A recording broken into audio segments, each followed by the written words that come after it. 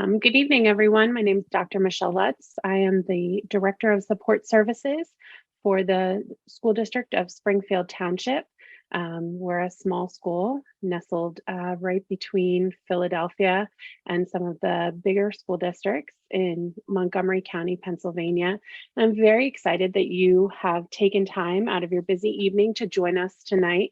I'm very excited to present a Be Part of the Conversation series. And so I'm joined tonight by Kim Porter and Lizzy Lopez, and we're going to be talking about healthy boundaries for your and healthy families tonight. So I'm going to turn it over to Kim Porter. Thank you very much, Dr. Lutz. I appreciate it. Kind of glad. I mean, I'm sorry that the series ended the way it did, but I'm glad we're not competing with any sporting events this evening because that was a challenge for a lot of these programs in the last couple of weeks.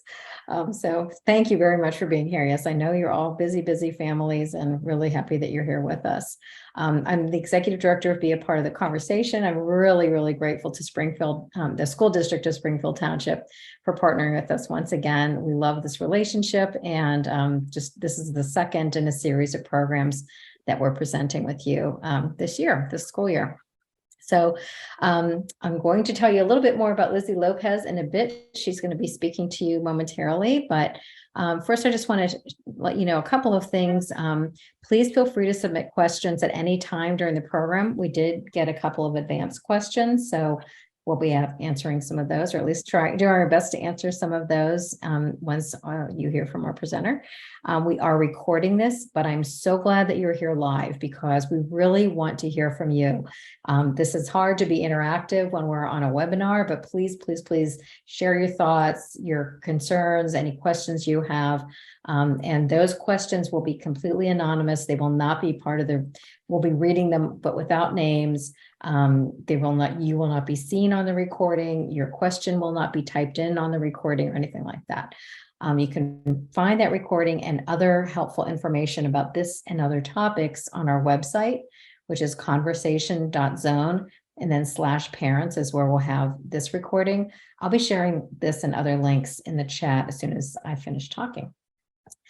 At the end of this program, a survey will pop up, a link to a survey on SurveyMonkey. We really appreciate you taking a moment to complete that. It really helps us to know, was this helpful to you? What kinds of topics would you like to hear about from us in the future? That sort of thing. So please, if you wouldn't mind, please take a moment to complete that. It truly gives us a lot of insight into what is needed. I want to let you know about a couple of programs that are coming up, just like tonight. They're all free to attend. This one is tomorrow night, and it's actually in person. We're going to be at the Phoenixville Recreation Center. It's a really nice new building out there in Phoenixville. We'll have our mock teen bedroom set up, and we'll also be doing a presentation called Parenting on Your Feet. So I hope you'll join us for that. We have a program on Zoom, and is that next week already? I think it is. On November 17th, we're going to be talking about alcohol use, particularly among 18 to 25-year-olds. That's when we see a lot of use pick up. Thankfully, under 18, it's been decreasing a bit, still the #1 substance of choice for young people. But especially 18 to 25-year-olds, it's a little tenuous. So we will be talking about that. On December 7th, we'll be talking about cannabis from somebody who is very familiar with the challenges that our young people are seeing. These are lessons learned from Colorado. Ben Court is an author. He's a frequent guest of ours. We really love Ben. He wrote the book Weed Incorporated. He runs a treatment center in Colorado where, of course, Colorado being sort of the epicenter of today's cannabis, which is very different than it was even 10, 15 years ago. So this is such an important topic. This will also be on Zoom. That way we don't have to fly Ben out here from Colorado. He can just join us. These programs and others can be found on our website, and I'll be putting this link in the chat as well. I always like to take the opportunity to let you know that there are support groups that meet regularly for parents like me. I'm a parent of someone who today, thankfully, is in recovery from a substance use disorder, but I really needed my peers when I was going through the hard times, and I still attend these meetings regularly because I love them. They're helpful and they're my friends. And it's just a really great place to be. We learn from each other every single week. The meetings take place mostly on Zoom. All these green buttons are links on this page that, well, not really links. You click on it and then a window pops up that tells you more about that meeting. The green ones are all on Zoom. The purple meetings are in person, and we have a couple of hybrid that are in red. We also have something I'm really excited about called the Family Recovery Course. This is our first full year of presenting this course at no charge to attendees. It's a 3-part series for parents who identify their child has a substance use disorder. So this is not a prevention kind of thing. This is truly parents in crisis or parents who have experienced this and just need some help and support for themselves. You can learn more about that on our website. But now I'm really excited to introduce you to Lizzy Lopez. Lizzy is a treatment provider. She works at Ethos Treatment, and I'm sure she'll tell you a little bit more about her background. She works with adolescents, young adults, and families. So I just love hearing from Lizzy every chance I get. So thanks so much for being here, Lizzy. Thank you, Kim. So as Kim said, I kind of do a little bit of everything.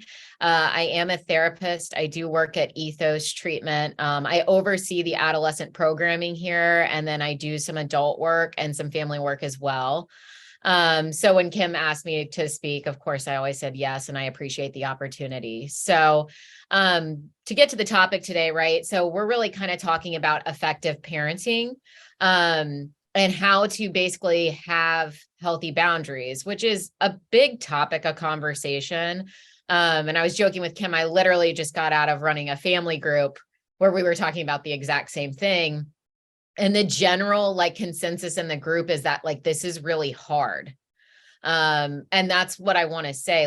This is very challenging when you have an adolescent. None of this is easy. And especially given sort of where we're at right now and everything that we're seeing, the things we're asking you to do, they might seem simple, but in actual application, they can get very complicated.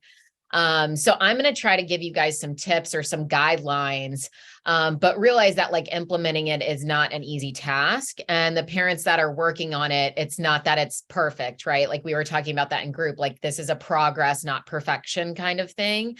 And just remembering that for your kid, remembering that for you, and having compassion all the way around tends to go a lot better. So before we kind of get to the real meat of what boundaries is, I'm kind of going to give you guys some guidelines. And these are the slides that kind of dictate sort of the overall topics that we're going to talk about. But I want to start with the idea that boundaries sometimes need to be stated. More oftentimes they need to be lived. So when you have healthy boundaries, it's very apparent through the way you're living, through the way you're interacting in relationships, the way you're responding. So a lot of times we see it in people's behaviors. So pretty much any book that you're going to read about parenting from any age, honestly, they're going to talk to you about modeling. Modeling is so important, right? And this is the thing where it's kids aren't really necessarily listening to what you're saying. They are watching what you do. So if you're saying something that's inconsistent with your own behavior, they're going to see that. And it makes it really challenging then for them to want to do it themselves, right? So I always kind of give the example. It's when I get a really reactive kid, there's probably a really reactive parent, whether it's anger, anxiety, whatever. So that's being modeled for them, right? When there is conflict, this is how I respond.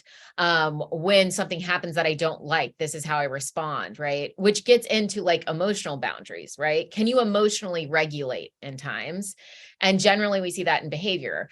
It also gets into model the behavior you want to see. So if you want your kid to really be accountable, to be engaging in self-care, to be treating their mental health, to be having to have social support, community, all of these things that we know are really important for a quality lifestyle.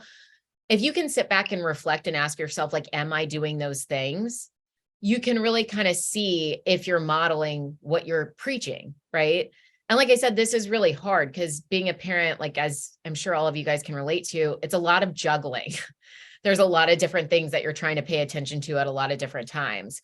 But a lot of times, like if we can get a parent to step back and take better care of themselves, things go better. And then the kid sees that. So like when we talk about boundaries, specifically modeling is really important, right? I can't tell you how many times I treat an adolescent and they say like, well, yeah, my parent's saying that to you, but like when they go home at night, they're drinking every night, right? And sure, they might not be an alcoholic, but that's how they relieve stress. So like this really comes up a lot in a lot of different ways, the inconsistencies that like clients that I have see. So focusing on modeling, right? Doing what you say and saying what you do, right? Is really important when we talk about boundaries. The next thing we're going to talk about, right? Sort of a guiding principle is like allowing space for failure. So this is the progress, not perfection thing, right? Like if you have healthy boundaries, you realize like there's going to be like some missteps. I don't even really like the word failure, but there's going to be missteps. There's going to be regression. There's going to be stuff that you don't like. A lot of adolescent is like testing. They're testing boundaries. They're pushing limits. They're trying to discover themselves, their identity. They're trying to figure stuff out. So when you allow space for failure, it means that like when something happens that you don't like, it's not a catastrophe, right? Or your kid doesn't have to be so perfect that they're an anxious like ball, right? Like, so when we see a lot of anxious kids, there's a lot of perfectionism that goes on there, right? Where they feel like they have to succeed all the time.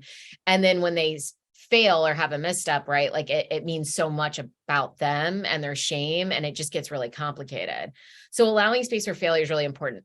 A good reframe, I would say that I use for parents and for kids, right? Is failure is just feedback. So if there's a perceived failure in life, it's just a piece of information that can give you feedback. But if we're so reactive to it, we don't learn the lesson, or we don't find the solution, or we don't support our kid through that process.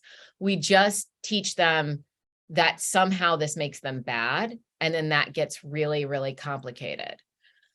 So really like to the next space, right? When we allow space for failure, being aware, being empathetic, and being patient are really important, right? So like, once again, extremely hard because being a parent's super stressful, right? So it's really hard sometimes to be patient with an adolescent that's very persistent and very demanding, or very much like consumed in self, which is what we were kind of talking about in my parent group, right? Some of the parents were like, sometimes it's really hard to kind of be the neutral person that just doesn't respond in a negative way because like they kind of, I feel worn down at times. And it's like, it's really important to be aware of your own emotional experience with things, because if you're not, like boundaries can get really out of whack, right? You can allow a bunch of stuff that maybe you shouldn't allow. You can tolerate a bunch of stuff that maybe you shouldn't tolerate. And your reasoning for be it, well, I'm too stressed, or I don't have the energy, or whatever it might be. So being aware of the space you're in is really important. Patience, it's adolescence. That is what they do, right? They test you. So being aware of like, are you a patient person? Do you have patience with your kid? And if you don't, why not? And what's going on there? And being empathetic is like realizing that like, it's really hard to be a teenager right now. So I try to like tell parents that all the time. And the parent that says, well, when I was a teenager, is already making a misstep, because it is so radically different in 2022 than when even I was a teenager, right? So like the complications right now with social media, with the pandemic, with mental health, with vaping nicotine, like all of that stuff, it's really complicated the landscape of like growing up. And so learning how to be empathetic is not like comparing your experience to theirs. It's just recognizing that like what they're going through is really challenging, even if you might not understand it. So you don't have to understand things to actually be empathetic, right? You can mirror empathy with not necessarily understanding something. And a lot of the stuff that adolescents do, it's actually irrational. So you're not gonna understand it. It's not actually a logical thing. It's an emotional thing. And that's because like, as so many people know, but like once again, it's one of those things that like application of the knowledge gets really messy. Developmentally, their brain is not developed yet. They do not have higher cognitive reasoning. Their decision-making is impacted. Their impulsivity is heightened. But recognizing that when you're in the space where they're like acting irrationally and being highly emotional can be important, and you can detach, and then you can be empathetic. When you do those things, you can really provide structure, support, and encouragement, right? So all of these things are kind of building blocks to get to like somebody that has healthy boundaries, right? So like if you're not patient, you're not empathetic, it's really hard to then be supportive and encouraging. Because what you end up doing is reinforcing the negatives, right? Rather than trying to like support the kid in their process or be curious about their process. Like I tell parents that all the time. Well, instead of shutting things down or being upset, did you ask them why? Did you like try to figure out what's going on with them? Or because it was something that you just didn't understand at all, did you shut it down, right? Or another thing that I see parents do is like, did you take it really personally? We were just talking in the family group about this, right? Like a dad was giving an example and he identified it. He said like, well, it felt very personal and I took it very personally. And so I offered the reframe, like most adolescents are not doing things to you, they're doing things for themselves, right? And if you can kind of use that, what happens is you can be more supportive and encouraging, even in times where it's really difficult and stressful, and the kid might be really struggling. All kids need appropriate structure. Kids that don't have structure really struggle, right? That's why like we saw so many kids struggle in the pandemic because there was like a lack of structure in their daily lives. And there was no like outside walls or supports because they were just stuck in the house all day. So like structure is really important. There's a lot of different ways that you can build structure and not just like scheduling, right? There can be structure in a household. There can be proper structure in a parenting dynamic. There can be structure just within like the guidelines of the relationship and how we interact, right? Like these are negotiables, these are non-negotiables. So there's a lot of different ways that you can provide structure, but adolescents really need structure in order to thrive. When they don't have structure, it gets really chaotic because developmentally, they're not ready to have that kind of freedom and autonomy, even though they fight for it. So that's one of the things that's like really difficult about this developmental stage. They want control, they want independence. Some of that is appropriate. The amount that they want usually isn't. So you're kind of fighting that battle. So you need to provide the appropriate structure and be ready for pushback. So then in the next slide, right, like something that really helps to realize is like being dispassionate, which might seem kind of weird to some parents, right? Like being dispassionate, like, well, you would think I would want to be like a passionate parent. But if you're dispassionate, you're very like neutral, right? So what happens is like, you don't become a false cheerleader and you're not catastrophizing failure. Like if we know failure is going to happen, right? There's going to be missteps. It's not this end all be all thing, right? And it's not like you're hyping your kid up on all of their results and all of their rewards. I said this in the group. It was really interesting because I just read an article. I have toddlers, full disclosure. And it's really funny because the stuff I'm teaching you guys like is still the stuff that I'm learning as a parent for my toddlers. So I read this whole article that was talking about like how to foster resiliency in toddlers. And it was all based on focus on their efforts and not the results. So like when they're doing a puzzle and they keep trying, even though they haven't quite figured it out, really like validate the fact that they keep trying. Don't like get really excited when they put the puzzle together. So it's shifting the focus on the process. And if you shift the focus on the process, you develop resiliency, which is really important for kids in order to have emotional intelligence and be able to succeed in life. So really, it's like, look at the efforts, look at the process. If you only look at the result, you get really hung up on expectations. And unfortunately, none of us can tell the future. Even though sometimes we think we can. So if you have expectations, you just end up feeling defeated if things don't meet that. And then sometimes that translates to your kid and then your kid will feel bad about themselves, right? So a lot of this is we're trying to foster a better sense of self through the kid through changing the dynamics of how we interact with them. A really another important aspect to realize is recognizing your own confirmation bias. Unfortunately, I would say like with my treatment program, I get like the quote unquote bad kids. So the program that I run, like the kids that come to me are like behavioral issues. They usually have got some substance use, some serious mental health, and they're really struggling. And they have felt, whether it's real or not, that they've been labeled as bad. And so what happens is when you label a kid bad, you don't see the good that they do. And it works vice versa, right? If you label a kid good, all you see is the good, and then you might miss where they're struggling, right? like for the good kid, let's say like a good kid is the one that's like going to school, no truancy issues, making great grades, right? But you might miss that they're like an anxious wreck and they're not sleeping because they're so hyper focused on their school because like they don't do anything quote unquote bad, right? For the bad kids, it's like all you look for is the things that they're not doing. And then you miss the stuff that they might be doing well, or you miss the effort, you miss them trying. So this happens, it's a research study thing, right? It's called negative tracking.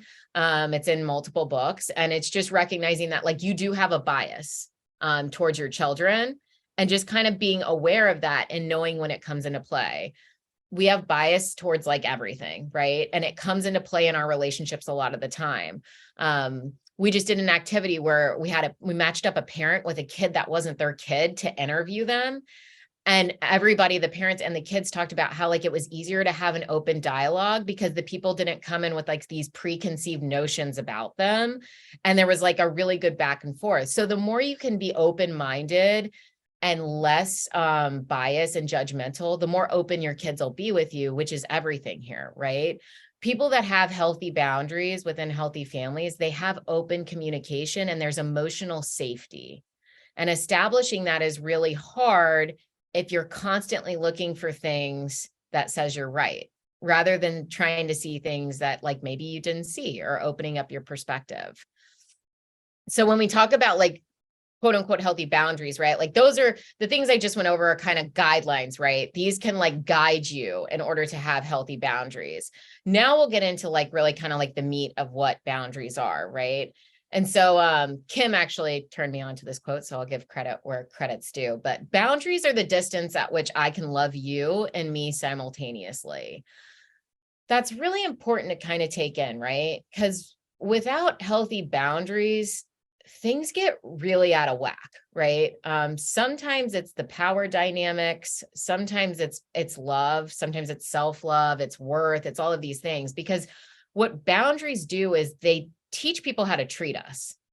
So you have a lot of power in relationships, right? Like you don't get to dictate the other person's actions, but you do get to determine like what you tolerate and like what is okay and what's not okay. And you do that through like how you live, right? And how you respond to things, which is like what we were talking about before. So I always tell people healthy boundaries basically honor your rights and needs while respecting somebody else's, right? That doesn't mean they have to agree with them. It doesn't mean they have to like it, right? It just means that like you're not being aggressive or you're not being passive. You're very assertive and you're establishing sort of like, this is what I'm okay with and this is what I'm not okay with, which would indicate that like I can love me and you at the same time. So with boundaries, right, the terms of a relationship that guide how each person's needs and rights are addressed. That's kind of what I was getting into, right? So it's basically like boundaries are like, how do we interact? Once again, this is really hard when they're adolescents because they're going to test them. That is developmentally appropriate. That's one of the things that happens. It's one of the things that can kind of wear parents down and then get to a place where parents kind of can be way too passive and let go of the reins. And the kid can end up having a lot more independence than they need, and they don't have that structure and support. I've seen the opposite happen too, right? Where it's like the really controlling parents. So the terms of the relationship are thus that like we're suffocating our kid and then we don't give them any space to kind of like figure things out or have opportunities for growth, right? Which usually with growth, it's kind of that thing. It's like perceived failure. Failure is just feedback. That's how we grow.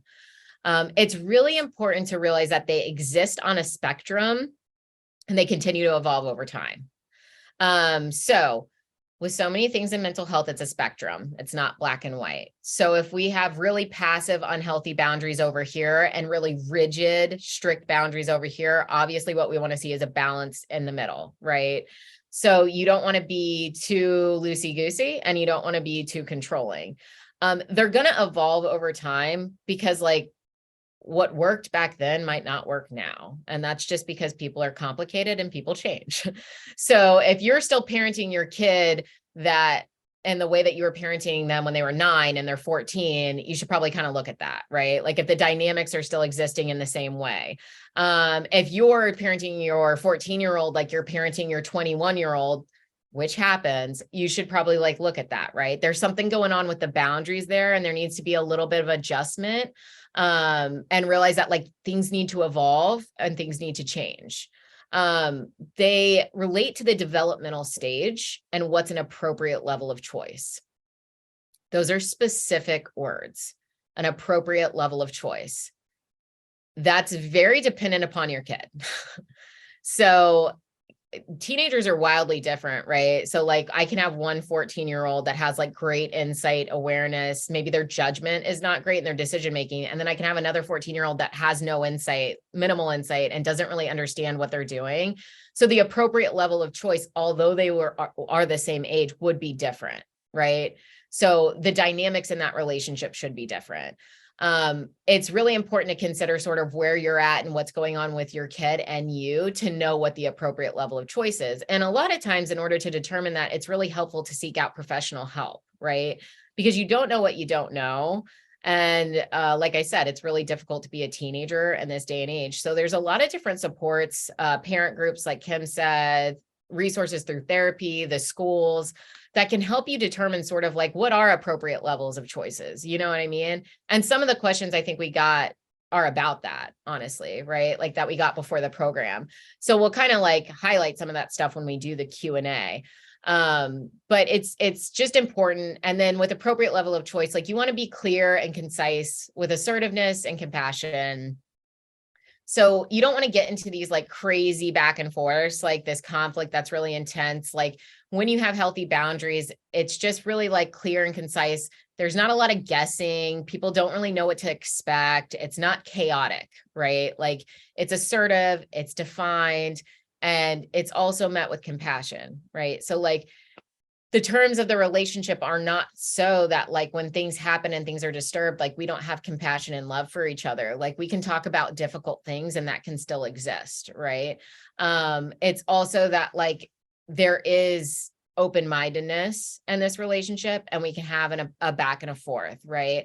If it's not clear and concise, sometimes the adolescent will find like the wiggle room. That's what I like to say.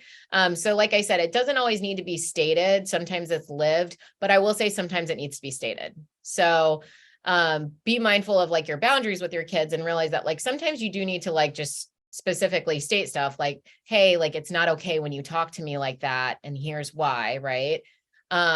Because sometimes like adolescents, they just like parents, right? They don't know what they don't know. And they make a lot of assumptions and they perceive things certain ways. So realizing that like the more assertive that you can be with certain things, generally the better you fare because the more clear it is. Developmentally, it's normal for adolescents to challenge boundaries. I've talked about that a lot. I kind of skipped one, but we kind of went over that, right? Like some things need to be defined, other things need to be lived. But developmentally, it's very appropriate for them to challenge things. So just get ready, right? Like I tell people all the time, adolescence is reactionary in nature. There's a lot of things that contribute to that. It's a really difficult time. There's a lot of developmental growth happening. I think somebody had put a question about like a teenage girl. I mean, like think about like hormones, puberty, like all these contributing factors that impact somebody's emotional regulation. And then just this challenge that they're trying to get independence. But they're not quite developmentally like ready for it, but they are ready for some independence. So it's really normal to get pushback. So if you kind of go into it with like, okay, like, you know, my kid's going to push back on this, it doesn't mean you don't do it. It just means like you become prepared. Kids don't want boundaries. They need them though. So like adolescents in general, they will tell you like, I don't want this. I hate this rule. Like, don't say this. I can't believe you're doing this, all sorts of things. Right. But they actually need them. And like I said, they thrive in them. I'm known for being like a pretty direct, like assertive, boundary reinforcing therapist. And what I've seen over time is clients, they come back because it feels safe. The reason it feels safe is because it's consistent and stable, right? There's reinforcement and repetition. That's really important in order to establish emotional safety, right? Within a relationship, the more consistent you can be, the more reinforcement you can offer, the more repetition, the more compassion, like all these things we're talking about within your boundaries, the safer the person will feel because it's not a guessing game, right? Or it's not so volatile and reactive because you're not emotionally regulated as a parent that they feel scared or anxious to tell you anything, right? And so the more consistent you can be, the better. Also, like at any time, you can like change the name of the game, right? So like if things aren't working for you, don't continue to do it. That's not what reinforcement and repetition means. Like, remember that like at any time, like the dynamics can shift, but if you're going to change boundaries in a relationship, especially with an adolescent, be ready for the reaction to be even upticked more so than normal, right? Because like people get used to things being a certain way. And then when you decide like, hey, I'm not going to tolerate this anymore, generally they give you like a ton of pushback. And so the families we get, usually there's like quite a bit of adjusting that needs to be done. And during that transitionary period where we're doing the adjusting and the boundaries, and the dynamics in the relationship, generally the reactions of the adolescent are upticked, right? Because they're like, whoa, whoa, whoa, this is like not, these weren't like the rules that we were playing by in this relationship 2 months ago. So just kind of like, it's one of those things like brace for impact. It'll be okay. And in the long run, it serves your adolescent well because it does prepare them to launch, right? So like Kim had talked about a little bit at this program, like the 18 to 25-year-old age range, a lot of the work that you can do now as parents will kind of determine whether they have the adequate support, not necessarily whether they do it or not, but the adequate support to be able to launch. Are they developing sort of like the life skills that they need to develop? And so just remember, right? Like boundaries are not about making your child happy. They're preparing them by instilling the knowledge that like there are emotional limits, like in relationships, there are emotional limits. There do need to be like guiding dynamics or terms or however you want to put it of how we interact with people, because what you don't learn from your family of origin, I treat adults too, right? So like we talk about a lot of times just repeating relational patterns that happened from your childhood that now you're repeating in your adulthood in your relationships, and how can we undo that? So a lot of the groundwork for how you interact in your relationships and with emotions specifically, you learn from your family. And that's pretty ingrained deeply in all of us, whether we want to admit it or not. So just kind of remembering that like what you're doing now, it's hard and it's challenging, like I said, but it's also about like preparing someone for the future, right? And so it's investing in that. And sometimes the investment, like you're not going to see the payoff immediately. Sometimes like you're not going to get the result that you want, right? But that's not really what this is about.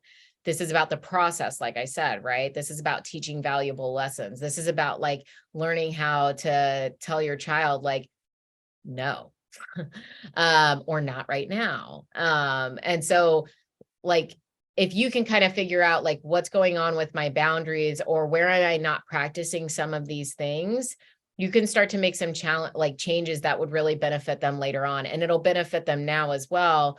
But the families that I see do this like and do it well, their kids end up learning like valuable life lessons and the skills that they need to navigate relationships in college and later years. So while it might be challenging, it might be stressful, and there's a number of things that make the adolescent age range really difficult, which is why there's not like a ton of adolescent providers, to be honest with you guys. It's worth it, right? It's investing in the future. And I think if it's hard, that means it's valuable. And that means like typically people don't take it for granted. So I'll kind of end with that, and then I'll help do the Q&A, but I'm going to turn it back over to Kim. Wow, Lizzy, that was great. Thank you so much. Sorry, it was hitting my thing and it wasn't advancing. Then it went like 4 slides and anyway, sorry about the bouncing around a little bit. Dr. Lutz, would you like to share your thoughts on this topic? Sure. Thanks, Lizzy. I think you provided a lot of really great information to our parents out there.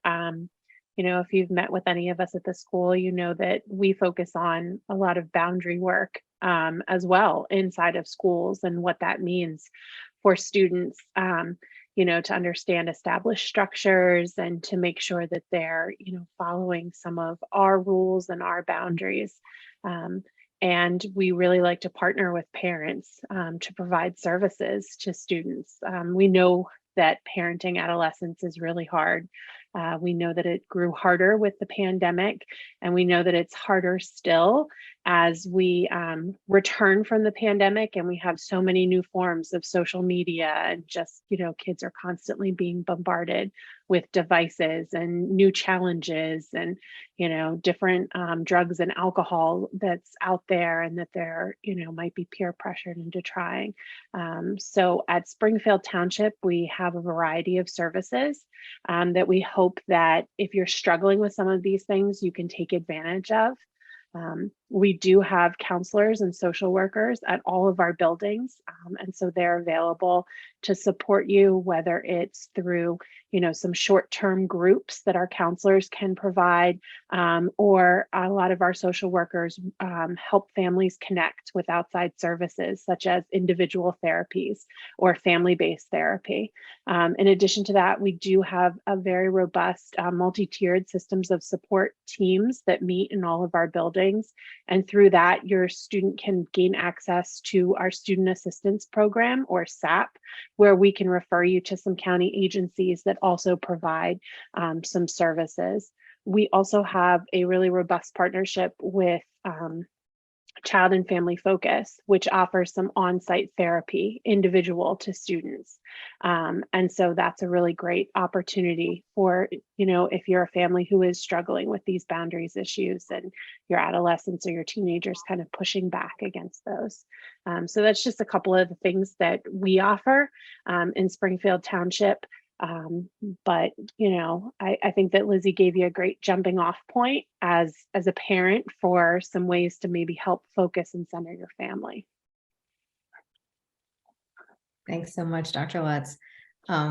This is a great conversation. I see some folks entered some Q&As, and these are great questions. Thank you so much. Please keep them coming. First, I wanted to comment on, Lizzy, right off the bat, you talked about allow space for failure. This is something that I really like to think a lot about, because I think back to my parenting, and I did not like to see my children in pain, whether it was getting picked on by somebody that they trusted at school, or, they forgot that their paper was due tomorrow and they're freaking out about the 20 other things going on in their life. And I was doing a little snowplow parenting, where I wanted to smooth things out and have them not experience that pain, to try to make it easier for them, especially if there was a mental health challenge, especially in my son's case where there was substance use starting, so I was like, well, they're obviously struggling. So what I was teaching them was, you can't handle this, and I really would love to kind of dive deeper into that, for one, but also I think an example of a boundary that I like to think about a lot of times too, because I think there's some confusion around boundaries and rules. People might think that a boundary is a rule. And I like to think of it this way, that a rule is sort of an expectation. Like, the expectation in this house is, if you're under 18 and you're out, you'll be home by this time, or whatever that rule is. That's the expectation. The boundary, this is just kind of the way I look at it, is how I'm going to handle the breaking of that rule, or the not meeting that expectation. Is like, how am I going to handle that?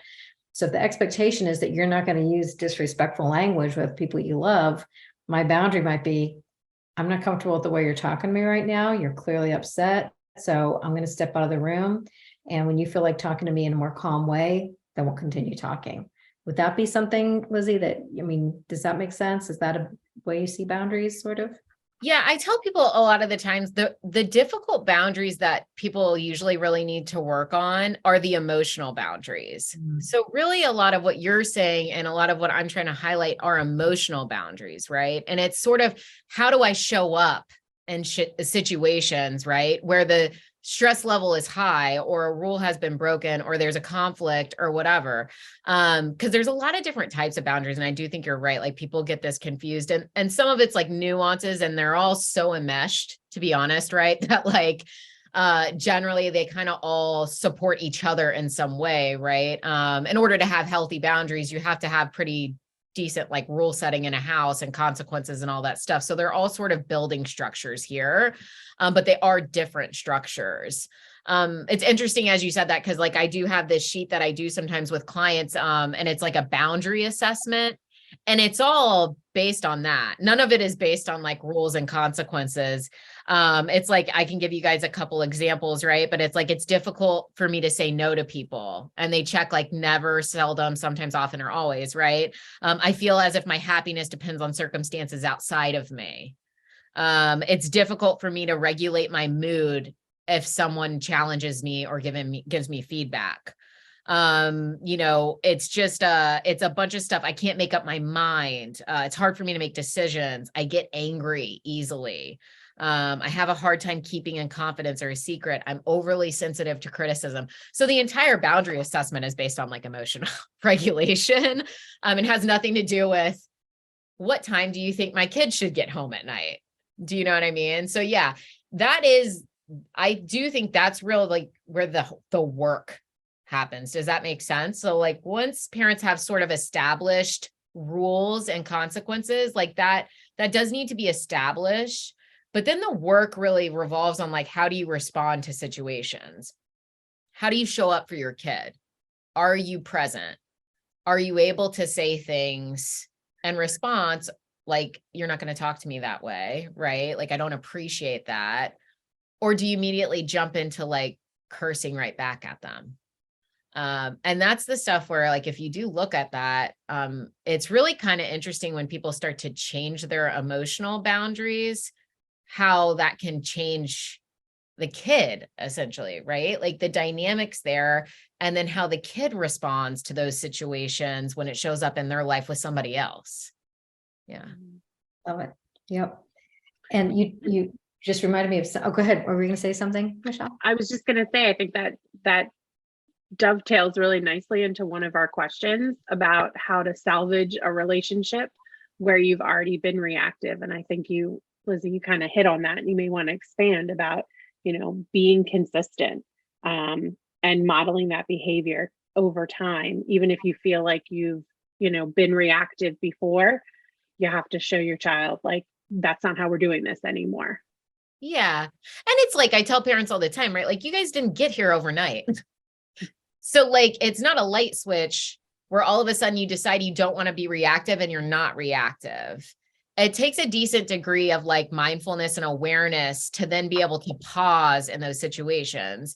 So I do believe the relationship is salvageable. Like, I don't have to know the relationship to know that like change can always occur. But don't expect results immediately, and don't expect results from the person that you're in the relationship from immediately if you change the way you're doing things, right? A lot of times they get really confused by the situation. But we were talking about this in the family group as well tonight, because like, it's very typical that I have like reactive fathers. That's kind of, I don't know if it's a stereotype, but I would say it's like a pattern where the father gets very angry whenever there's something like he doesn't understand that's going on. And they had provided an example of when that happened this week, and we were kind of processing it out. And I said, well, listen, like, it's going to happen. The way you salvage it is like, you then become accountable, which once again is modeling what we want to see. So if something happens and you're reactive, you can always go back to your kid and say, hey, I didn't respond the way that I wanted to respond. And I realized that I was being really reactive, and you seem to, which this is what usually happens. Either A, the kid gets reactive or they shut down. When I respond that way, you seem to respond this way. And I just wanted to own that and let you know that I'm trying to do something different, right? Everybody is human here and everybody is fallible, but if you can be accountable to that, that's such an important lesson for kids, right? And they might not like, once again, be like, oh, thank you so much. That's not how kids operate. It's more of like a hindsight thing, right? When you're not there, they're like, that was kind of cool. Like, my parents never done that, right? They've never really apologized or owned that. So maybe they are going to do something different. Yeah. So that's, if you're working on the reactivity, also realize like when it happens, it's really important to be accountable for it. And that's also modeling. That goes right back to what you said at the very beginning, is modeling that and having ownership, instead of thinking that we have to be so perfect and not own, some things that we wish we hadn't done. I wish I hadn't talked that way to you earlier, Yeah. That's a beautiful thing. Mm-hmm. Mm-hmm. So someone asked the question, what if the effort is not there? And I'm wondering if they can clarify a little bit what they mean by that. Excuse me. It probably came up when you were presenting, Lizzy, and I'm not sure when the question came in. What if Yeah. the effort is not there? So maybe a little clarification on that. But could you speak to the idea? I'm sorry, I just got a tickle. Could you speak to the idea that boundaries are about your own behavioral response or choice, as we cannot change or control others? I think many believe boundaries are telling others how to behave. Yeah. So this is the same thing about like you, and this gets tricky with adolescents, right? But like you cannot control your kid. If you try to, it gets really wonky. That doesn't mean you can't have support and structure and some like influence here, right? So it's not like you just like throw up your hands. So when a kid does something, it's not about the behavior, it's all about how you respond to the behavior, right? Because if you try to control the behavior, generally you come at it from a standpoint of something that like doesn't actually work anyways. You know what I mean? So it's like, or you say stuff to them where the kid just checks out. I can't tell you how many times I've seen like a parent giving a kid a lecture, and then I'll like pause the parent. I'll be like, can you tell me what you see with your kid right now? Because the kid's not listening. You're on your soapbox. So yeah, that's not what boundaries are. It is about your behavioral response and your choice. I think anger is the easy one for people to see, honestly, like when we talk about reactivity. The other one that I see that's just as like debilitating for people that kind of like goes unchecked for parents is anxiety. So I get like some really anxious parents where it's like when a behavior comes on, it's like their own emotional response is so intense and they like overanalyze everything and they go down like a million different rabbit holes. And it's like, can you just like take a step back, right? Your behavioral response or your choice would be like, can you take a step back before we like kind of go down this whole spiral, fire off 30 different text messages to a million different people, right? So that's like a behavioral response or choice that I see sometimes with anxious parents. It's like their communication is like, you see their train of thought, right? So it's a lot of just like responding to situations. I can give you guys an example from me, which it's kind of like giving you my tricks of the trade, which I don't know how much I love doing, but sometimes when a client texts me and they're in like I'm a perceived crisis, it's not really a crisis, right? It's a perceived crisis. I do not respond. I do not respond on purpose. It's not because I didn't see it. It's because I know if I wait an hour or 2 hours, it will subside.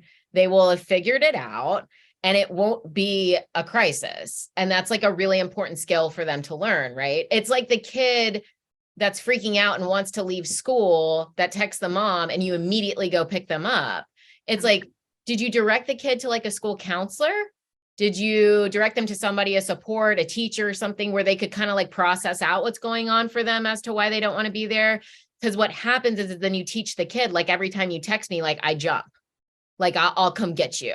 And that's more like your behavior and your choices, right? Where it's like sometimes if you can kind of like provide support or encouragement, right? And not immediately react, you don't reinforce this behavior, this avoidant behavior, specifically with anxiety. It's a lot of avoidance. And then what happens is, and I don't know if, Dr. Lutz wants to speak with this, that happens with like a lot of truant kids, especially with the pandemic. It's like a lot of anxiety. And then they've learned to not tolerate the anxiety and the family keeps accommodating it. So it becomes this cycle of like, when I have anxiety, my parents accommodate it, like they come and pick me up from school, we'll use that example.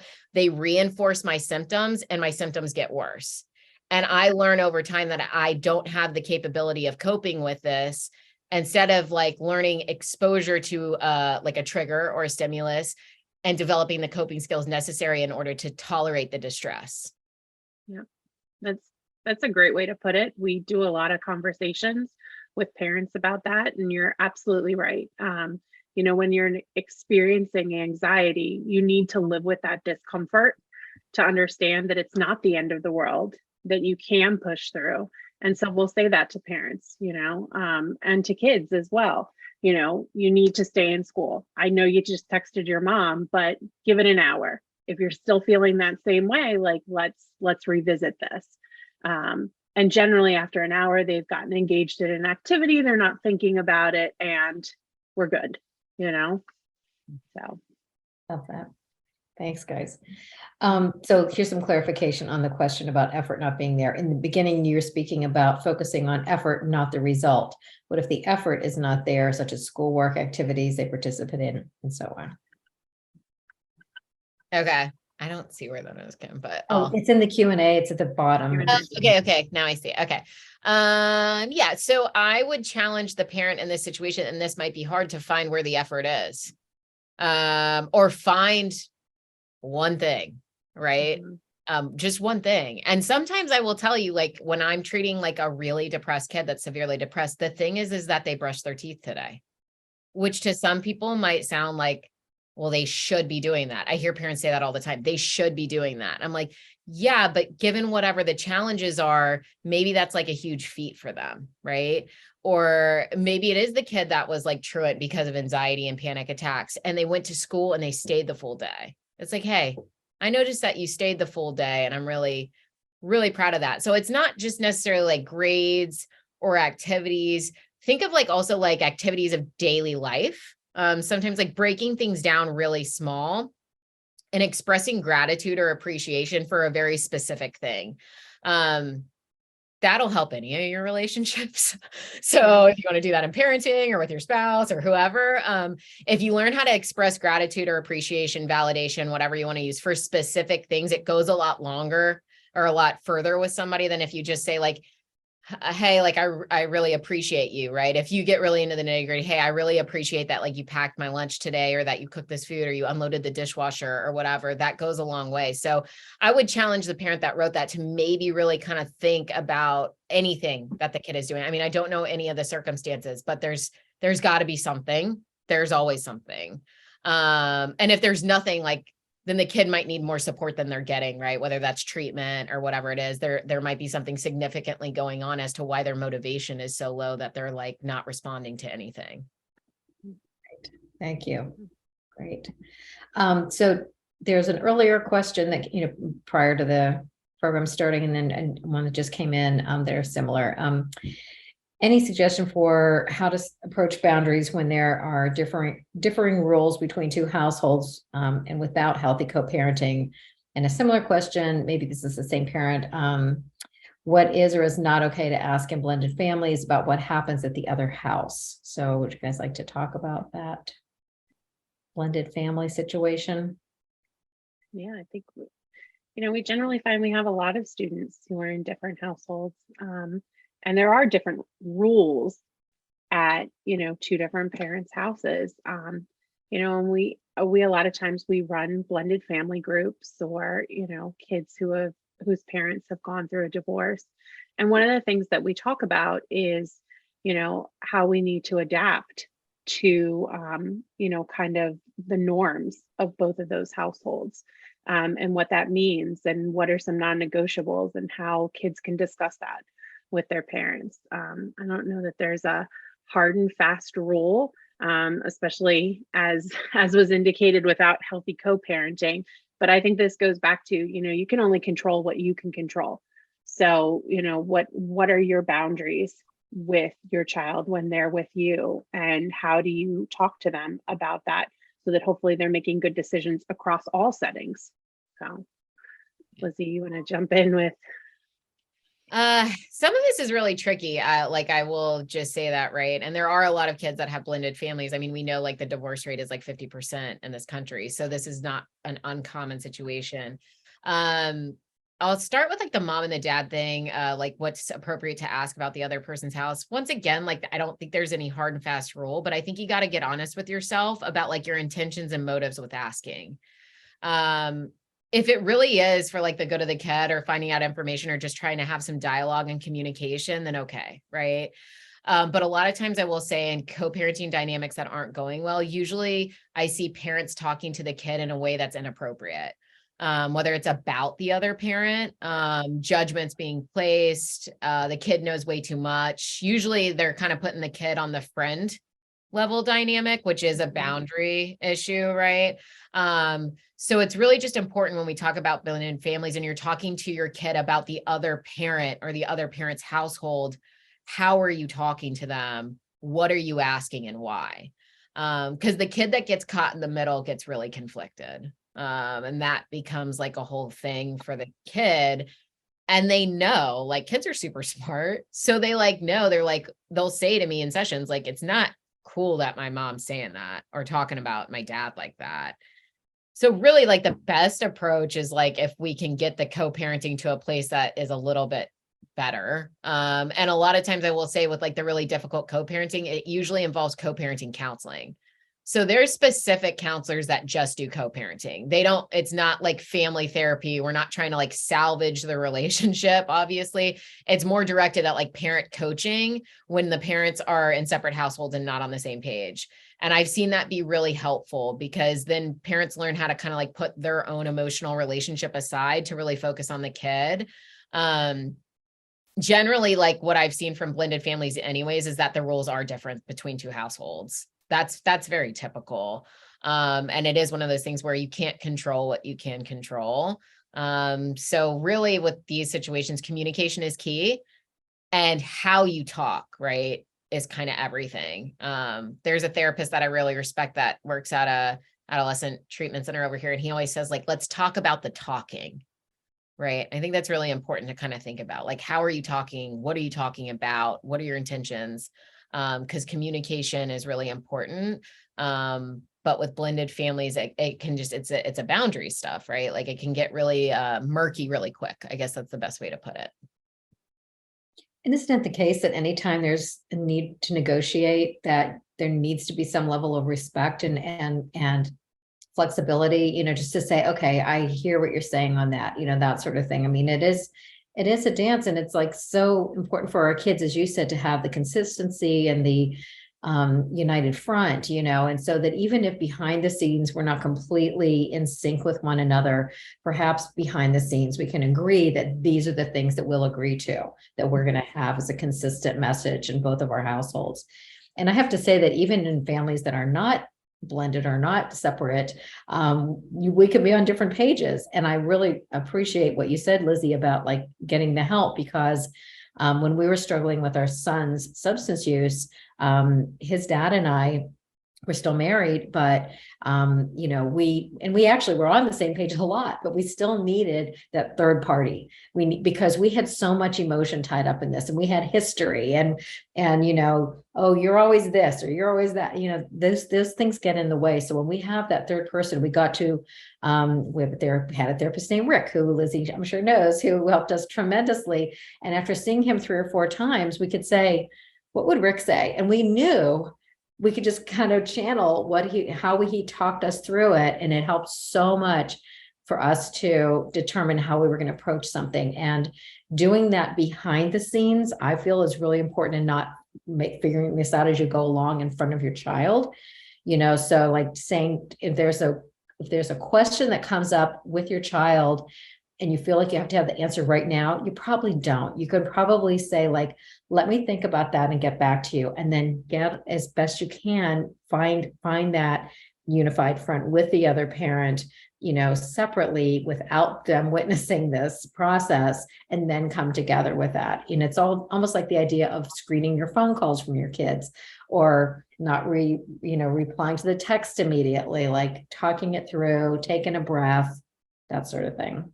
Yeah, I like that. That's a valid point that Kim just made. I was kind of laughing because I was like, that's what we see. I would say like a lot of parents aren't on the same page.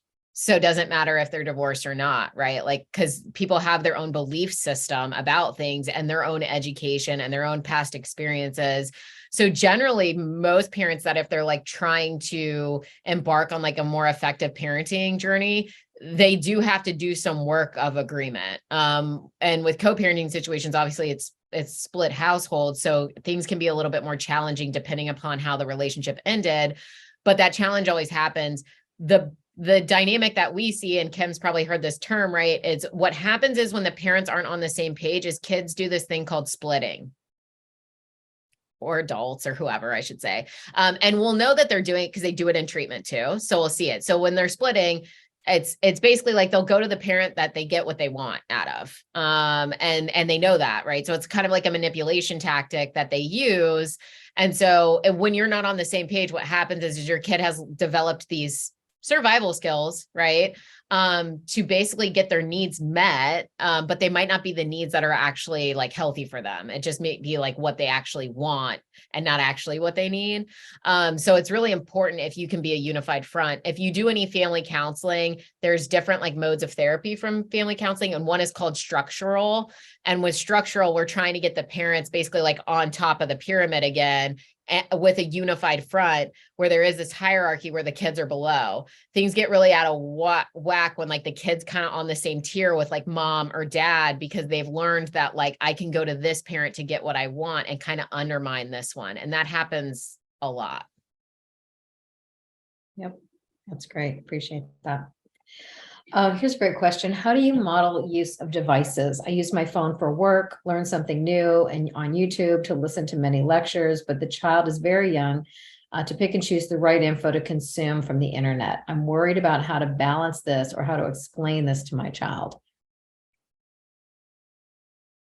To me, that's kind of like two questions. I don't know if that's how the person meant it. And I don't know, Dr. Lutz, if you want to speak on this, but modeling uses of device is, it's basically like, how and when are you using your devices, right? So like, to me, like somebody that's like modeling a healthy use of device, it's not necessarily like if they're using it for work or learning something new or YouTube, like what they're like consuming. It's more so like when you're at the dinner table with your kid, are you always on your phone? When you're driving, are you text messaging? When, you know, you guys are just like hanging out and playing or like your kids on the playground. I don't know how old your kids are, right? Like, are you on your phone? So like, I've been mindful of that with, because like I said, I had toddlers, you know, you can do specific interventions. What I specifically do is I leave my phone upstairs on the weekend, because I've noticed like, I'm just kind of like susceptible like anybody else. If it's around, I pick it up. But if I have to go upstairs to get it, I'm not going to walk upstairs constantly. And most of this stuff, I don't need to actually see or respond to or whatever it might be. And if it rings repeatedly, like I can go answer it, I can hear it. So with modeling devices, I think it's more being mindful of like when you're using your device rather than how. Like, you know, there's a lot of people that like won't, like, I think Kim, you have this because I had texted you once and you were driving. They turn on that setting when they're driving that says like they're driving, and they'll answer their phone when they get there. So it's kind of stuff like that. In regards to the content, there are specific controls you can put on devices. I think like most parents that are trying to teach their kids like healthy internet usage, like are doing some type of monitoring of that. Whether it's having the control settings on or looking at the browsing history or the bookmarks or like whatever it might be. The parents that like realize like developmentally appropriate choices. Once again, if you give your kid a device with all the access in the world, don't be shocked if they use it for something that like is probably a little inappropriate at times. So it's more so just kind of realizing where you're at developmentally and then giving them choices based on that, or limiting screen time. A bunch of my adolescents clients, like their parents turn off their phone screen time at a certain amount. Like they only get a certain amount a day, and then it shuts off like their data. And then the kid has to like turn in their phone at night because like kids don't regulate very well. So like they end up just staying up on their phone all night. And that's not healthy for them. So that's kind of how I would answer like kind of both parts of those questions, but they seem kind of like different aspects of it, if that makes sense. Yep. And I think, and this is something I share a lot with our parenting programs for K through 12 kids, is modeling again, just why we use our phone, you know, why we use a device. So like if I can say out loud to a young child, you know, oh my God, I'm so sick of looking at screens. I'm going to go out and take a walk. I'm so stressed. I'm so tired. I'm just going to go take a walk and get some fresh air. Do you want to come with me? You know, that's great modeling to say like, I keep picking this up. I don't want to do that anymore. I want to detach, you know, from that thing. So Dr. Les, did you want to say anything about this? Yeah, I just want to piggyback on some of the questions we got in our chat, because we had a parent that asked about what they need to know about their child's TikTok account. Mm-hmm. And I would say this is kind of the standard rule for all social medias. You should absolutely know what your kids' screen names are, what they're going on. You know, like Lizzy just talked about, do you have some boundaries around, you know, when and where kids are allowed to use their phones? You know, are you having open conversations? We talk a lot about, you know, you think that your kids aren't bullying other kids online, but are you checking? Are you talking with them about it? Are you modeling appropriate behavior? in terms of, a friend texts you something and you're, texting back some hurtful language, or are you saying, that, something hurt my feelings? Because I think that modeling comes into play. But one of the things we were talking about ahead of time was, even if you think what your kids' screen names are, they probably have another screen name. So make sure that you know the public facing one that they'll give to you. And then also know what's going on behind the scenes, because they probably, if you can see their account and they're only posting once every 3 weeks, they probably have another account somewhere, and you need to find that and check that as well. I would also say from a safety aspect, I don't know if a lot of the parents know out there, just some of the geo tags that are available on social media. So a lot of kids have these geo tags on, so people and their profiles aren't private. So people can see where they're located at all times. So people can see that they're in your house. And this isn't a substance use heavy presentation, but I will just say this. Most of my kids that are using substances, they're drug dealers they find on Snapchat. So I think a lot of people think they find them in schools. That's not really the primary source that I'm seeing. It's these random people that they meet on Snapchat. And then they have these people coming to their house, which is a parent's house. So some of this stuff is also safety. So kind of realizing what are the privacy settings, or talking to them about do you have your location setting on? And if so, why? And is it public or is it just with your friends? Because it also is a safety issue. And a lot of kids don't even think those scenarios through, right? So that's, I offer a lot of different scenarios that I've actually seen from clients in real life. And also letting kids know that you have a digital thumbprint. Things don't just disappear. So a lot of kids think because Snapchat has the illusion that things disappear, that they disappear. They don't. There's a digital thumbprint, and a police officer can confiscate your phone and go through your Snapchat history and actually get access to a lot of that. And that's happened a number of times with people that I treat. So just kind of having those conversations about sort of what are the risks here? Because a lot of kids don't necessarily think about that, or they just don't know, right? And they just are kind of doing what everybody's doing and not really thinking through some of those decisions. And Lizzy, can you also talk about, somebody on here asked, what's the age where we should stop location tracking on a teen's phone? Oh, that's a challenging one. There's a lot of opinions about this. That one's hard for me because it's so kid specific. There are kids I know that their parents track their location and I don't know why. You know what I mean? It's more of because the parent's anxious. It's not because the kid's not trustworthy and needs location tracking. It's interesting to me to think about 15 years ago, we didn't have that available, and people survived. People figured it out. A kid didn't come into a catastrophe and nobody knew. So it's just, there's not a blanket answer for that. There are some kids that I do think need location tracking, and that's based on their choices, their behaviors, what they're struggling with, what they're going through. Are we trying to build trust where trust has been completely eroded? And is it a resource or support we can use to do that, right? Are you trying to learn how to trust your kid? Your kid wants to go to the skate park. This is an example I've had, right? But the kid has been smoking weed and hasn't been trustworthy, and the mom's not necessarily sure if she wants to do that. So you could use the location service there to verify that the kid's there. It's also one of those things too, where the parents that think the location services tell them everything, it doesn't. These kids know how to work around that. So none of this is a catch-all, and some even the control mechanisms, it's the illusion of control. And so really kind of taking a step back and asking yourself once again, why are we doing this? What purpose is it serving? Is it necessary? Do I trust my kid? Have they shown the ability to have integrity, right? Go to the place they say they're going to go to and be there. Do I know the people they hang out with? Do I know the places they're at, the parents, all that kind of stuff? Because if all that's true, I don't really know if a kid needs to be tracked. But if there's no trust, you don't know the people they're hanging out with, you don't talk to the parents, all that kind of stuff, maybe that's the thing that can provide some bit of safety. So there's no blanket answer here. I think it's important. Go ahead. I'm sorry. Go ahead. No, go ahead. Go I ahead. was just going to say, I think it's important too to keep track of how you're feeling about it. Like if you find yourself becoming obsessed and becoming a vigilante almost, that it's just, okay, maybe I'm going a little too far with this. Maybe I'm losing sleep over this and I'm reading into things that aren't really there, just to keep a check. However, on the other hand, if it's something that just gives you comfort once in a while to do, just to, okay, no, they're being truthful about where they're saying they're going, then maybe that's a good thing. But yeah, it's so individual, I would think too, but go ahead, Michelle. Yeah, and I was going to say, I think the topic of trust leads into another question that we received, which was my 13-year-old son says I can never go in his room if he's not there. Is that a fair question for him to ask?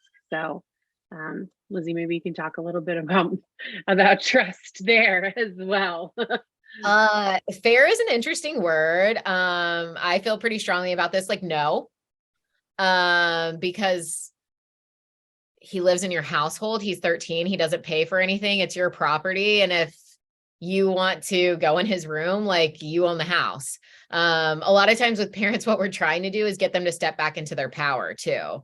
Right. So, and this is a 13-year-old. I get kids that are 17 about to turn 18 and I've had parents say this and the kids say, well, I'm going to be an adult. And I'm like, well, what constitutes you being an adult? Like you pay for your bills, you pay for your car, you pay your insurance, you do all these things. And they're like, well, no. And I'm like, well, just because you turn 18, like, doesn't mean anything. So it's not like I'm saying like, it's totally okay for you to ransack his room at all times. But like, if there's suspicions and there's things going on, and you feel like there's a need to like search his belongings, like if you like, I mean, they're doing a mock teen bedroom for a reason. Yep. That's because like there's things in bedrooms that will indicate things. And if you're having the idea that you need to go through his room, I would assume there's probably something going on there as to why. And usually a kid that's like refusing for that to happen, there might be something that like they're not trying to hide, right? But it is one of those balancing acts too, where it's like I see some parents go overboard where it's like they're ransacking things every day and just constantly driving themselves crazy, right? So it's like with all of these things, there's like a balance, and it's important to identify like what are your motives or what's going on that you would want to do this. Like, is there a sufficient reason? And then you can always talk to your kid about that. Once again, it's like the boundary thing. They don't have to agree, right? They don't have to like it. That's not what boundaries are about, right? Boundaries are not about making your kid happy. They're about making your kid safe. They're about instilling these things that are important. So yeah, is it fair to ask? Sure. Yeah, absolutely. Yeah. And I was going to say that is a great plug for the mock bedroom. I have attended one of those and I can tell you it is shocking where, kids can hide things or everyday objects that they turn into something else. So I think it's an important session that parents can attend. I know there's one coming up and Springfield Township is actually offering one after the new year. So we're going to have that on site as well, because we do feel like that's an important component of helping parents better understand just exactly what's going on out there. Parenting is so different from 10, 20 years ago. Yeah. A lot of times there's stuff in plain sight, if you know what to look for. So it's not even like you have to search. Sometimes it's hiding spots, but I will say a lot of things are in plain sight. To not go into too many details, but a lot of kids are using wires right now for like vapes and like cartridges and like they're splayed wires. There's not a whole lot of reason for kids to have those, but parents have seen them before and not know what they're looking at. So they're just kind of like, well, that's weird. Right. But like a kid that has that, like they're using that for something. So yeah, that's just like one example. And a giant caveat that we always say when we do this mock teen bedroom, because I've done this for years and we didn't invent them. Many places do them. They're a great learning tool. But what happened over time was I would see parents just freak out when they see this stuff. And and also, that's why we now partner it with our Parenting on Your Feet program, because now that you've identified that there's some substance use going on, do not panic. There's a little red flag being waved here that something's going on, that your child is looking for some external to deal with an internal, right? So to say to them, look, I'm confused by this. I don't fully understand this. I would love for you to talk to somebody about why you feel like this is helping you, because if we demonize this stuff, we will drive them deeper underground. So if we freak out, if we panic, if we jump on the soapbox, that kind of thing, then they just get better hiding places. And that's not the goal here. The goal is to say, look, I see that you're curious about this. I really would like to learn more about why you're doing this. And I would be happy to connect you with somebody. Let's find somebody you can talk to, because this is outside of my scope of understanding. I need help with this too. So to please, can I keep open to this and try not to panic, because that definitely that shuts down the conversation pretty quickly if we panic. Someone asked the question, just a request to talk about relationships with kids at all ages struggling with a teen girl. And I'm not sure if they mean, when they say relationships, if they mean like just friend dynamics or intimate relationships, but any just kind of good tips for talking with a teen about either case scenario, any kind of scenario, relationships with friends or relationships that are intimate. I would just say like, it's the empathy thing, right? So like you might think it's like not a big deal, but it's a big deal to them. And like, that's what matters, right? So especially with like a teenage girl with peer dynamics, like I've seen things that can be like debilitating for them because peer dynamics are so influential at this stage of the game, right? And so I would just say like, be attentive, listen to what's going on and be empathetic, and don't say things like the traps that parents always fall into. It's like, oh yeah, well, it'll pass, or like high school's hard for everyone, or what I mean? Like it's more so just mirroring and validating their emotional experience in the moment, even though like it might seem completely irrational to you and it might not make much sense. Generally that de-escalates things a lot quicker because somebody feels heard. So generally for relationships, like I tell people, like a kind of like a rule of thumb that I tell people is like, people are always seeking to be understood.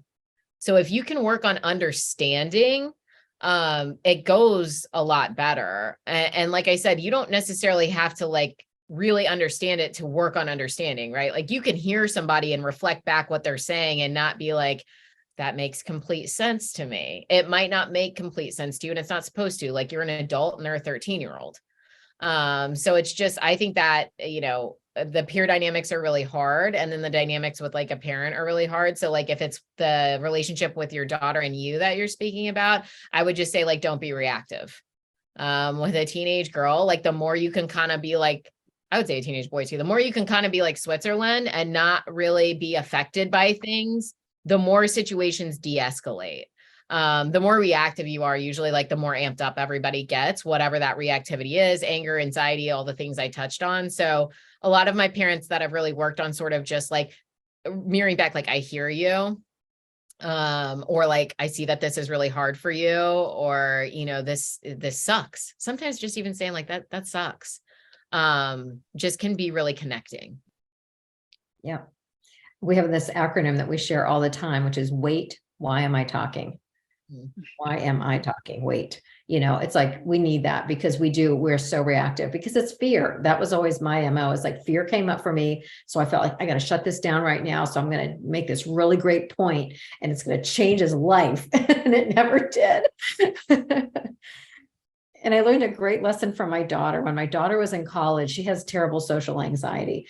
And I did not at her age. And so I was always projecting myself on her. So any kind of relationship stuff, I was thinking through the way I would handle it, I'm not her, so I love what you said, Lizzy, that reflective thing, like listening to her and really hearing her. And when she was telling me, freshman year of college in Boston, like, I feel like everybody has a friend but me. I feel like everybody. And I was saying like, oh, sweetie, you're just, more reserved once they get to know you. And I was just shutting down all of her feelings. And she actually, this is somebody who's been in therapy a lot. So she was so good at this. She said, Mom, you're basically just invalidating all my feelings. Like, you're right. I'm so sorry. That sounds really hard. That sucks. Okay. Dr. Lutz, any final thoughts? We've got 10 minutes left. If anyone has any other questions, please feel free to throw them in the chat or the Q&A.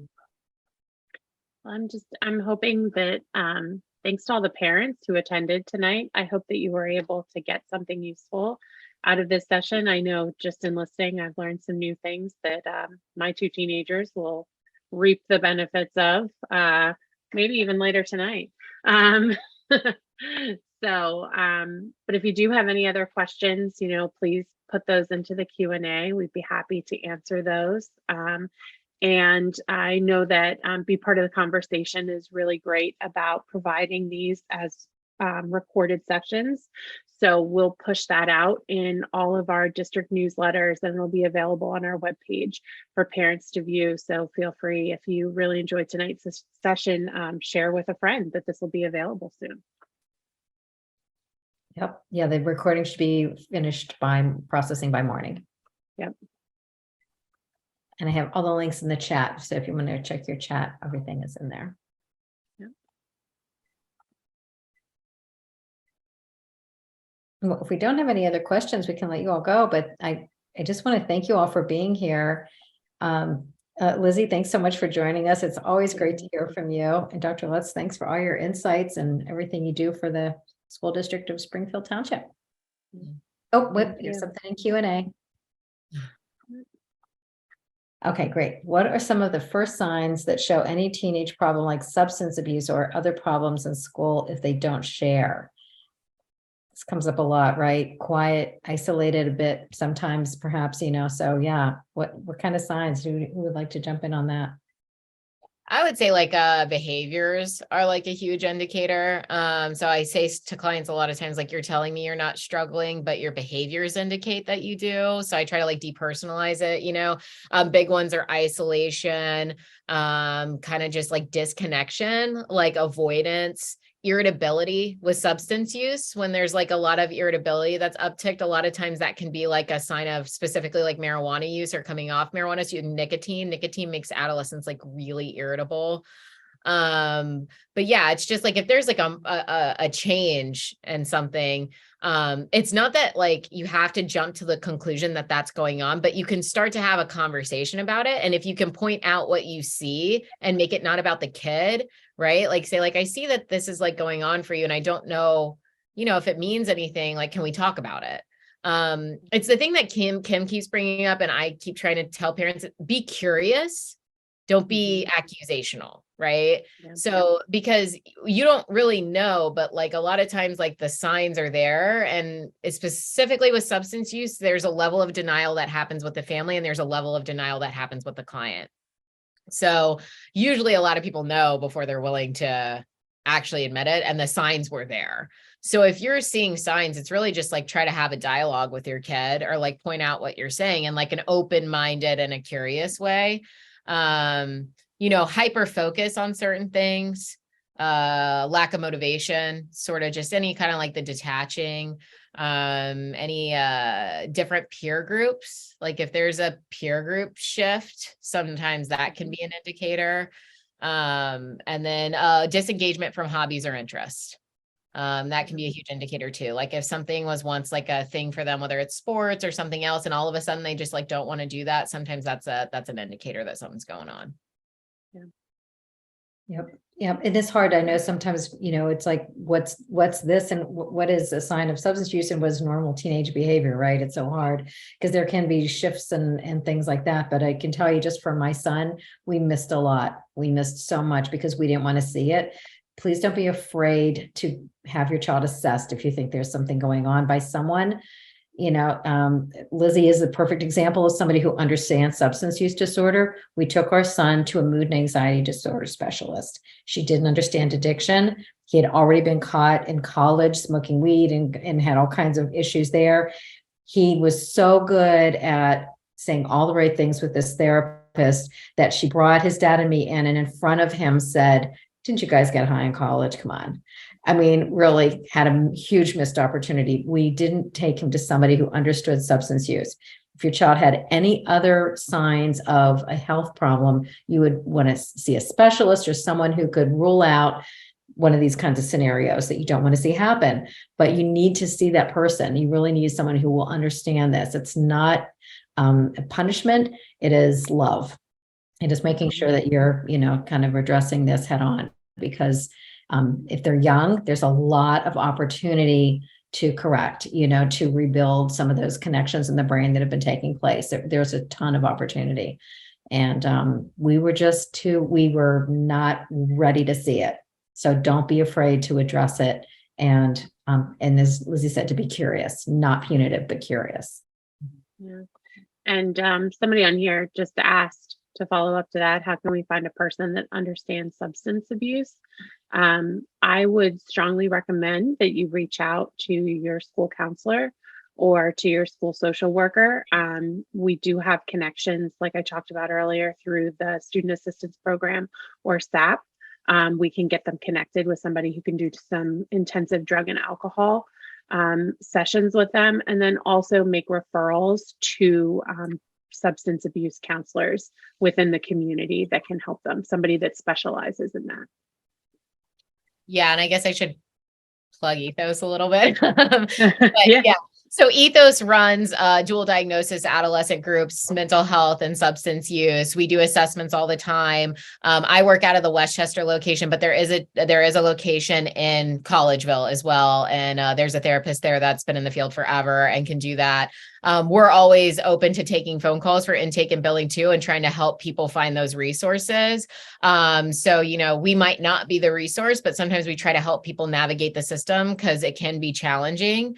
But there are providers out there, and a lot of times you just need to tap into the resources that are available to find maybe what's the right option. But Kim is right. Like, it's interesting for me, and this will be my last thing, but it's with adolescents specifically, parents are really, really good at hopping on the mental health train, really bad at hopping on the substance use train. And I always try to tell parents, like, they're the same thing. So they're in the same diagnostic manual, like, it's a different specialty, but like if your kid's struggling with mental health and substance use, the substance use is at play to some degree, and it needs to be addressed, right? So we might not be talking about full-blown addiction, but any substance use can create like pretty decent dysregulation with a teenager. And if this kid's on like psychotropic medications or whatever it might be, the substances might be interacting to make them ineffective anyways. So we see this time and time again where like we'll get a kid that the parent is like, this is a mental health issue. And we know that the kid is self-medicating because of the mental health. But if we don't get the substance use addressed, the mental health is never going to get better anyways. So I just wanted to kind of note that, because I hear that time and time again from parents that are further along in this process where it's like they started with just focusing on the mental health and they missed the substance use. Yep. Yeah. Yeah. Wow. Yeah, I think it's so true. The pandemic has at least lifted what some of the stigma on mental health. I think, with so much, you look on social media, my God, every other post is about self-care and how, trauma and all sorts of things that people are actually bringing out to the light, but there's still a lot of stigma around substance use. And it's just, as you said, it's sometimes I look at it as like, you know what, they're doing exactly. It's surprising that in some cases that there are more teens that are picking this up because they're trying to find a way to cope, and we want to teach them those skills. But yeah, absolutely, don't be afraid to address this. I put the link to Ethos in the chat. That's where Lizzy is. That's the group that she's with. So yeah, they're all well versed in this topic, as well as all the resources that Dr. Lutz mentioned. Thank you again, both, so very much. This was a great conversation. It's great having all of you with us. Thank you. Whoops. That's because I'm usually at my support group right now and I need to wrap up my meeting. That's not happening. So anyway, well, thank you again. And that, as I said, that recording will be available in the morning. All right. Thank you, Kim. Thanks. Thank you, Kim. Appreciate it. Have a good night. Night.